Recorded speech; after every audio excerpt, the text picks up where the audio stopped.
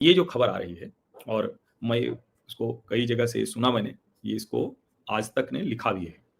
ये क्या लिखा है? ये लिखा है कि जिस दिन त्यागपत्र उन्होंने दिया, उस त्यागपत्र के बाद वो प्रतीक्षा करते रहे। वो प्रतीक्षा करते रहे कि कोई आ जाए, कोई उनको मना ले।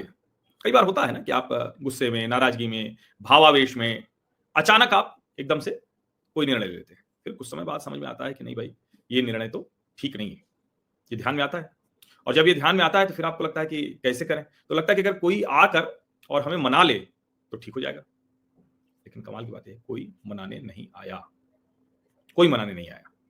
अब ये सामान्य बात नहीं है, और हमने इसको टीवी पर भी कहा, फिर से कह रहा हूं, ये भी सामान्य नहीं था जो प्रधानमंत्री नरेंद्र मोदी का वो उनकी जो पोस्ट थी, वो उनका जो एक तरह से उनको जो विदाई संदेश दिया, वो भी कोई सामान्य बात नहीं थी। नरेंद्र मोदी इतने नाराज हो जाएं, ये तो बहुत अपरिहार्य स्थिति में। इसका मतलब ये हुआ कि बहुत कुछ उनको समझाया गया, लेकिन वो नहीं समझे। कहा तो ये भी जाता है कि 3 मंत्रियों ने अलग-अलग साथ में भी और अलग-अलग भी उनको समझाने की कोशिश की। लेकिन उनको लगता था कि हमारा अपना जो एक दायरा है, मैं अपने विदिन द लिमिट और विदिन द पावर ऑफ जो कहें कि chairperson of the upper house, वैसे काम कर रहा हूं। अब सोचिए, सरकार भी इसके लिए तैयार हुई होगी ना।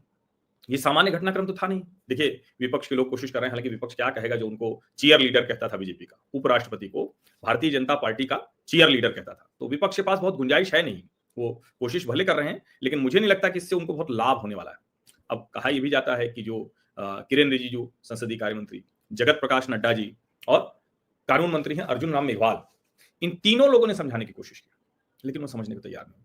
अच्छा, अब हालांकि अलग अलग खबरें आ रही हैं, और लेकिन उन खबरों को मतलब नहीं कि भाई वो प्रोटोकॉल चाहते थे, वो अच्छी गाड़ी चाहते थे, बढ़िया सूट चाहते थे, ये अलग बात हो गई। इसका कोई मतलब नहीं है, ये समझिए। वो एक ये भी खबर जो है सभी मीडिया हाउसेज ने चलाई, टीवी चैनल पर चली, अखबार में छपी, डिजिटल मीडिया में छपी, कि वो कहते थे कि भाई हम जहां जाएं वहां हमारा जो राष्ट्रपति का प्रोटोकॉल होता है उसके बराबर का प्रोटोकॉल चाहिए। अब ये सब चीजें आ रही तो कई बार ये भी लगता है कि भाई अब इसका क्या मतलब है? ठीक है, ये खबरें आती हैं, प्लांट होती हैं, माहौल बनता है, लेकिन इस सब का मतलब ये हुआ कि जरा सा भी गुंजाइश नहीं है। किस बात की? जरा सी भी गुंजाइश इस बात की नहीं है कि हम किसी भी स्थिति में कोई समझौता होता हुआ देखें।